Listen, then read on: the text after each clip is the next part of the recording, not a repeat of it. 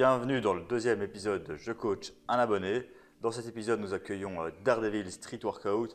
Donc Mathieu, je vous mets les liens dans la description, son Insta, son YouTube, et je vous invite à le suivre et à regarder ce qu'il fait. Suite au premier épisode, il n'a pas hésité à me partager ses clips, donc ça m'a fait plaisir et je suis chaud de continuer cette série. Donc si vous souhaitez vous aussi que je vous coach de cette manière, n'hésitez pas à m'envoyer vos clips, à me contacter. Ça va être un épisode plutôt intéressant car il a un très gros niveau en front et il s'entraîne un peu comme beaucoup de personnes en street workout. Donc ils font un peu des combos de statiques, de figures, ils ont pas mal d'objectifs et ils s'entraînent un peu à la sensation. Ce qui fonctionne car il n'aurait pas eu un niveau aussi gros sans ça. Et donc on va tenter de lui apporter quelques pistes pour optimiser son entraînement, faire les choses un peu moins au hasard, même s'il sait quand même ce qu'il fait. Mais certains de mes conseils vont rester limités car je n'ai pas été aussi loin dans certains mouvements en termes de pratique personnelle. Mathieu il a 25 ans, 1m70, 70, 59 kg, il pratique le calisthenics depuis 4 ans. Ses objectifs actuels sont 5 full front lever pull-up, un touch complet en full front lever, one arm front lever, Victorian, dragon press, pour la poussée, handstand push-ups, hollow back et straddle planche. En plus de ça, le profil de Mathieu est assez particulier car il a une certaine pathologie qui l'empêche de progresser, de s'entraîner comme il veut sur ses mouvements. Donc il a vite des douleurs musculaires, tissulaires et nerveuses quand il s'entraîne. Donc il a complètement mis de côté les mouvements explosifs comme des muscle-up, même les dips. Et quand il s'entraîne, il sent quand même la douleur, mais il a appris à l'accepter et il fait gaffe à ne pas trop en faire non plus. On va analyser sa technique, tâcher de lui apporter certains conseils, feedback, regarder un peu ce qu'il fait au niveau de sa programmation et voir ce qu'il pourrait faire en fonction de cette pathologie, même si mes conseils vont être quand même limités à ce niveau-là. C'est parti pour l'analyse. Passons à l'analyse technique. On va commencer par le front lever et ses variantes. Pour son front lever statique, donc ici il va enchaîner avec quelques pull-ups quand même. Donc c'est pas son hold le meilleur on va dire, mais au niveau de la forme il est presque irréprochable, les hanches en extension, pointe de pied tendue, les scapulas bien engagés. Il y a deux écoles, ceux qui font un dos plus rond, mais c'est souvent un peu morphologique. De manière générale ils ont quand même l'intention de venir rétracter, on sent quand même que les dorsaux sont engagés. Et il y a une autre école où on va être à fond en rétraction, donc les omoplates seront le plus rapprochés possible à cet endroit-là et ça permet parfois d'avoir un front lever plus banane, beaucoup plus plat, qui a l'air plus arché. Voilà, niveau esthétique c'est un peu kiff. Moi je trouve qu'un front lever comme lui avec le dos légèrement rond c'est très beau aussi, et même si l'intention de venir rétracter est souvent ce qu'on cherche à faire pour la plupart des gens, mais on sait qu'il y a aussi une relation tension-longueur quand on fait son mouvement. Donc en front lever par exemple, si on est trop rétracté, on est peut-être un peu trop court. Du coup on peut pas exprimer toute la force des muscles rétracteurs des omoplates, ce qui va peut-être empêcher de faire un front lever parfait. Et à l'inverse, si on est trop étiré, donc trop avec les omoplates écartées, trop en protraction, on va pas pouvoir engager suffisamment les dorsaux et on pourra pas avoir un front lever très solide de nouveau. Passons au front lever pull-up, donc son objectif est d'en faire 5. Ici on va regarder deux clips à l'écran.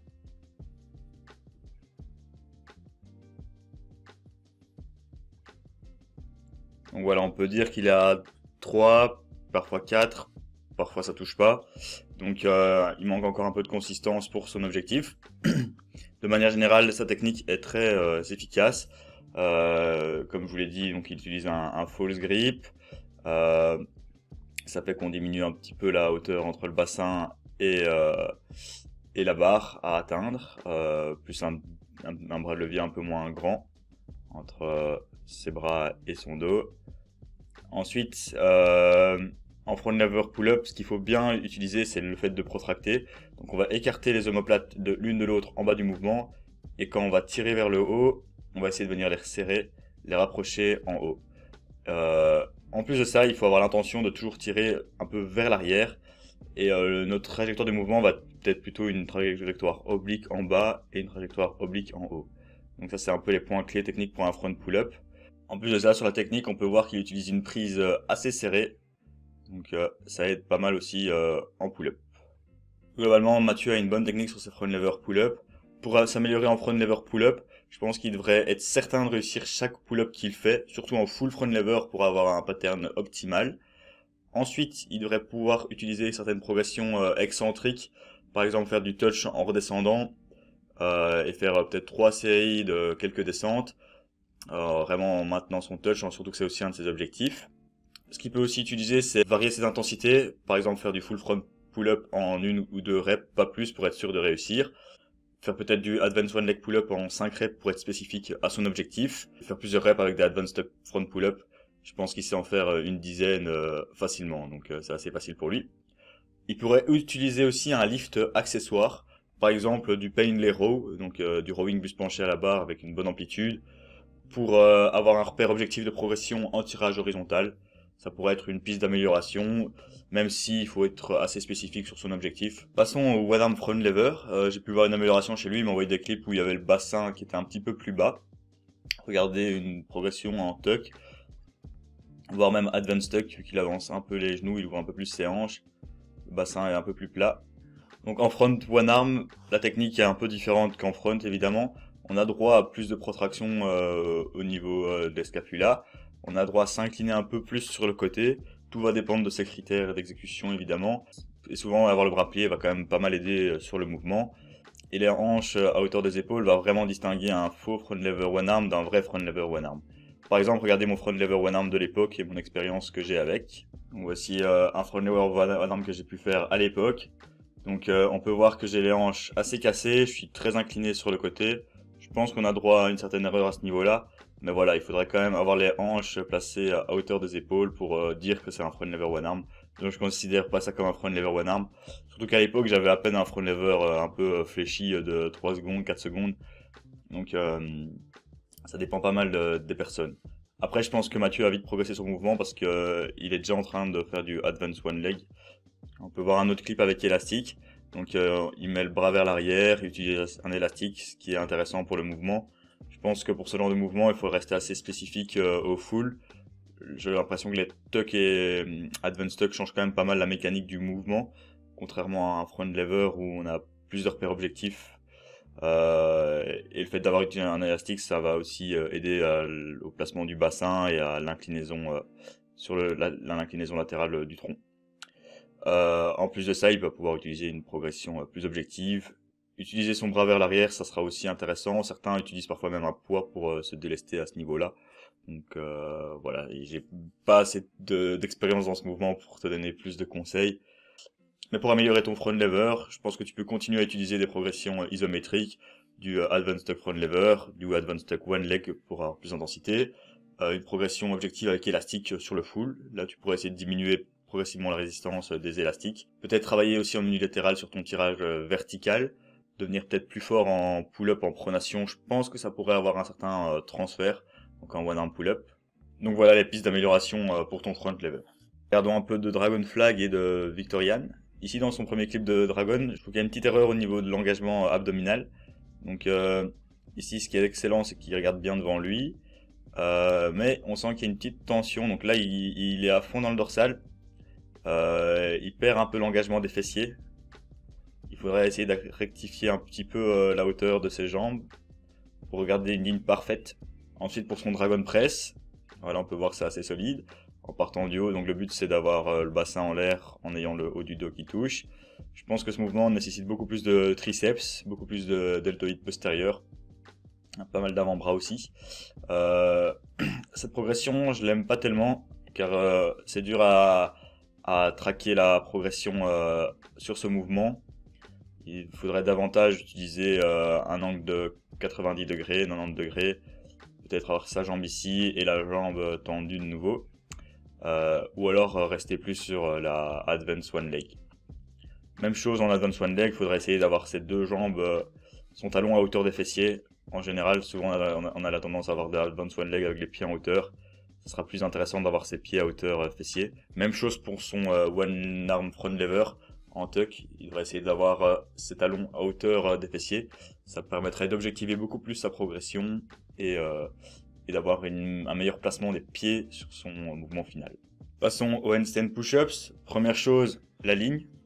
Donc l'équilibre est là, de manière générale. On peut voir que les points qui permettent de tenir le handstand sont quand même sur la même ligne.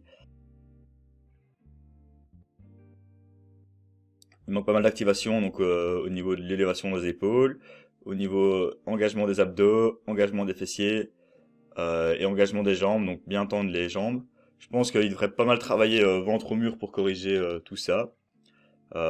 S'assouplir pas mal pour pouvoir avoir les épaules un peu mieux placées. Travailler le mouvement aussi en libre pour améliorer sa ligne en libre. Pour les push-ups, il a déjà la force pour les faire.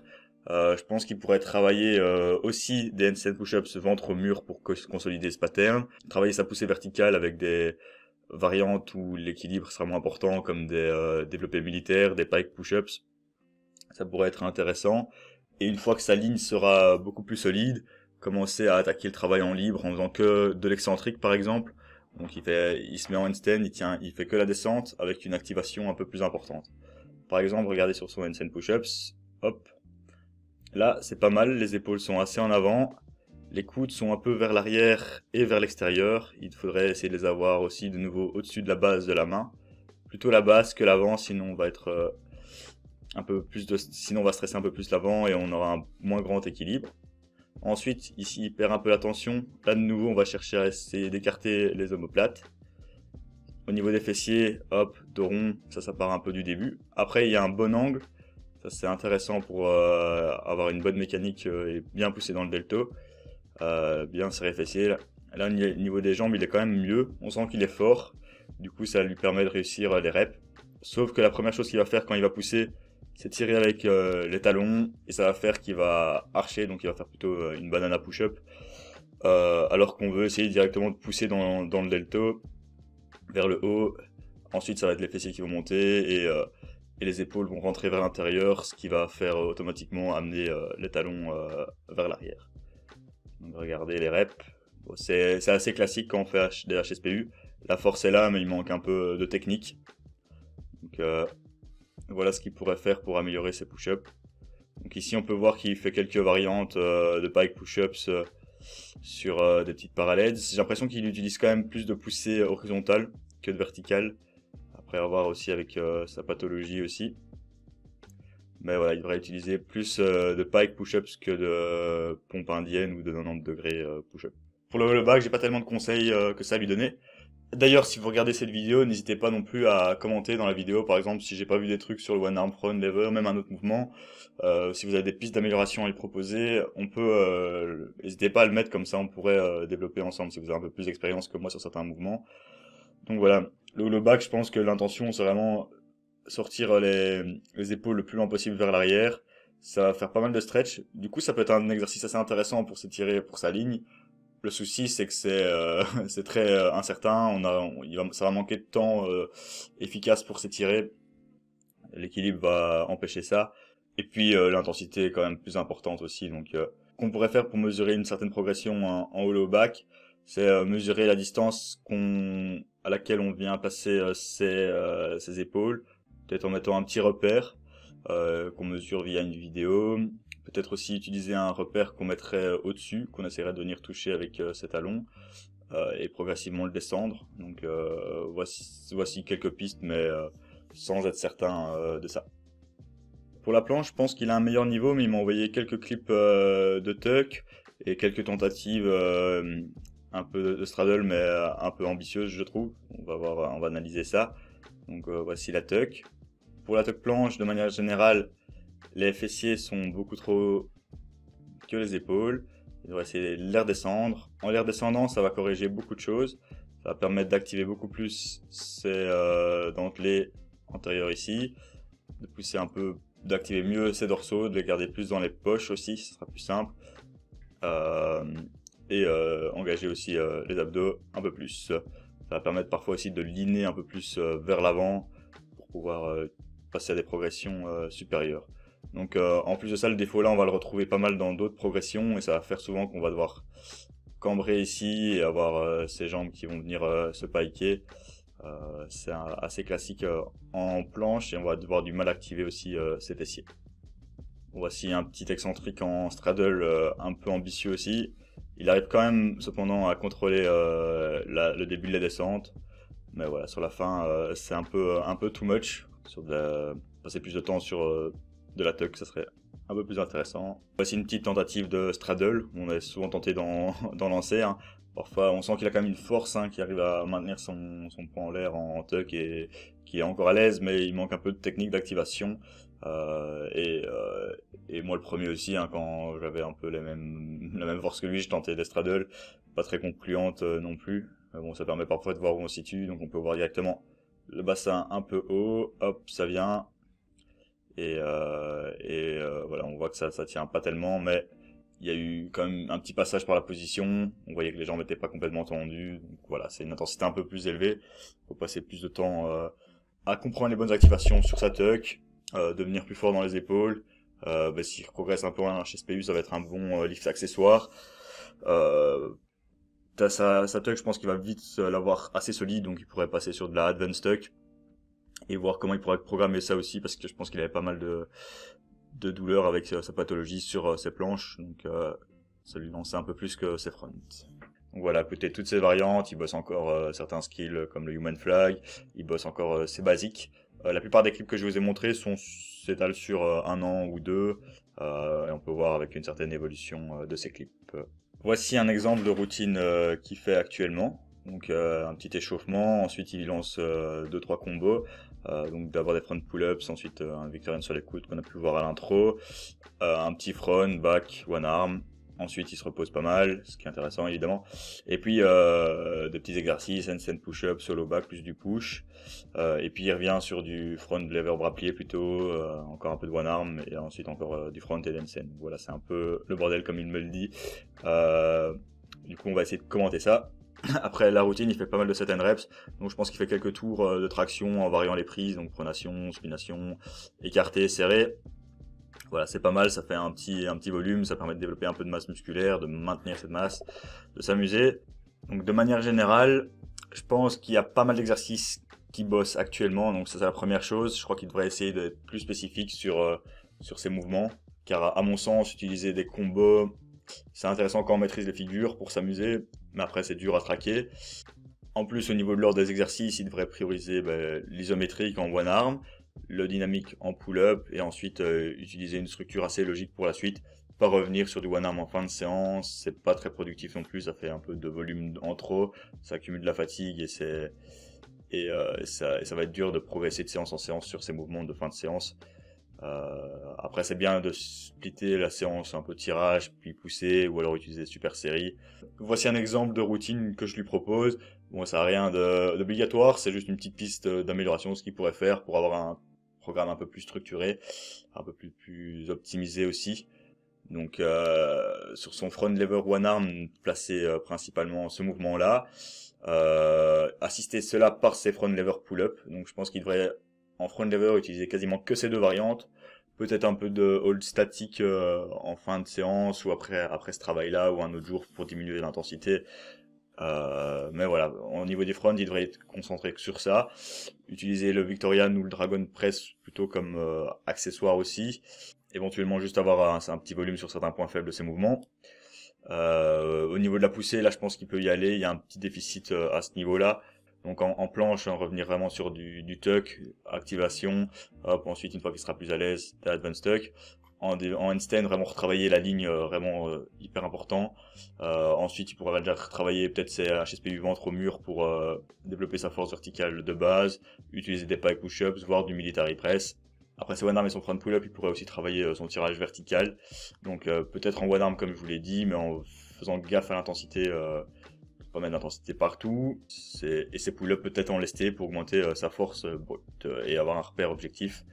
Et peut-être aussi du pain lero pour avoir aussi un repère objectif sur son tirage horizontal. Voilà, Mathieu, la première année, a pas mal pratiqué de musculation de base, parce qu'il avait eu un coach qui l'a directement mis sur la muscu, plus dans une optique de prise de masse, je pense, au poids du corps. Donc il a bien passé par là. Je pense que pas mal d'athlètes de calisthenics ne passent pas par là et devraient clairement y aller.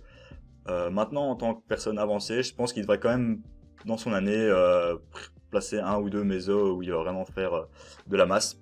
Donc par exemple faire 2 cycles de 6 semaines où il va un peu diminuer l'intensité sur ses skills, il va les mettre en maintenance, il va diminuer clairement le volume et il va vraiment utiliser des exercices où il pourra traquer la progression qui vont avoir un bon ratio de prise de masse musculaire et un peu moins de fatigue. Je pense qu'il ne devrait pas avoir peur d'utiliser certains exercices de muscu classiques car il avait en plus accès à une salle et donc ça pourrait être un petit plus pour optimiser ses progrès sur l'année. Nous voici à la fin de cette vidéo, j'espère que vous avez apprécié la vidéo, que vous avez pu en tirer quelques conseils pour votre pratique personnelle, que Mathieu va pouvoir appliquer certains conseils et réussir à progresser. Si c'est le cas, j'ai réussi mon taf.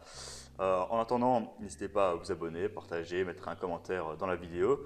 Si vous voulez aussi que je vous coach de cette manière, n'hésitez pas à me contacter. Si vous voulez un coaching plus personnalisé avec tout leur programme et tout, n'hésitez pas non plus à prendre un appel avec moi, le lien est dans la description. Et sinon, je vous dis à la prochaine pour une prochaine vidéo.